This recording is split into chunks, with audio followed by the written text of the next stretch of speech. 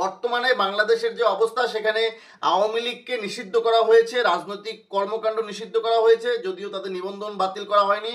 জাতীয় পার্টির ভগ্নদশা এবং জামাত মেটিকুলাস ডিজাইন বা এই জুলাই আগস্টের যে আন্দোলন, সেই আন্দোলনের নেপথ্যের শক্তি হিসাবে ইতিমধ্যে প্রতিষ্ঠিত হয়েছে এবং এটাকে পরিপূর্ণভাবে মেটিকুলাস ডিজাইন বলতে গিয়ে অনেকটাই ষড়যন্ত্র হিসেবে প্রতিষ্ঠিত হয়েছে এবং বিশেষ করে আওয়ামী লীগ এটাকে প্রকাশ্যে ষড়যন্ত্র হিসেবে বিশ্বের দরবারে উপস্থাপন করার চেষ্টা করছে।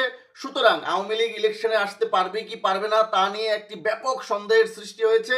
সুতরাং যদি এই পরিস্থিতিতে নির্বাচন হয়, সেই নির্বাচনে কোনো প্রতিদ্বন্দ্বিতা ছাড়া আওয়ামী লীগ যেভাবে বিগত 14 সাল, 18 সাল, 24 সালের ইলেকশন করে ক্ষমতা দখল করে নিয়েছে, অনুরূপভাবে বিএনপিও কথিত নির্বাচনের মাধ্যমে ক্ষমতা দখল করবে, যেখানে নির্বাচনের মধ্যে যে প্রতিযোগিতা, সেই প্রতিযোগিতার সম্ভাবনা খুবই কম থাকবে। কারণ জামাতের যে ভোট সংখ্যা বাংলাদেশে বা যে পার্সেন্টেজের ভোট বাংলাদেশে রয়েছে, তার বেশি ভোট জামাত কখনো পায় না। আমরা জানি না এত কিছুর পরে মেটিকুলাস ডিজাইন, ষড়যন্ত্র, হ্যান ত্যান যাই হোক না কেন, দেশে মাজার ভাঙা, এই জঙ্গিদের উত্থান সব মিলিয়ে আমরা জানি না জামাত কত শতাংশ ভোট পাবে বাংলাদেশে। জাতীয় পার্টির যে ভগ্নদশা, তাতে জাতীয় পার্টি কয়টি আসন পায় বা জাতীয় পার্টির আসলে তাদের নেতাকর্মীদের জামানত থাকে কিনা, সেটা নিয়েও আমার সন্দেহ রয়েছে। সুতরাং একচ্ছত্রভাবে বিএনপির ক্ষমতায় আসার ব্যাপক সম্ভাবনা রয়েছে।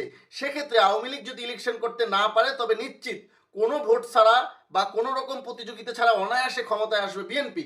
কিন্তু আমার প্রশ্ন হচ্ছে, আওয়ামী লীগ দুঃশাসন করেছে, আওয়ামী লীগ নির্বাচন ব্যবস্থাকে ধ্বংস করে দিয়েছে, আওয়ামী লীগ 15 বছর দেশের উন্নয়নের নাম দিয়ে টাকা পাচার করেছে, জনগণের অধিকার হরণ করেছে, এই কথাগুলো আমরা বলছি।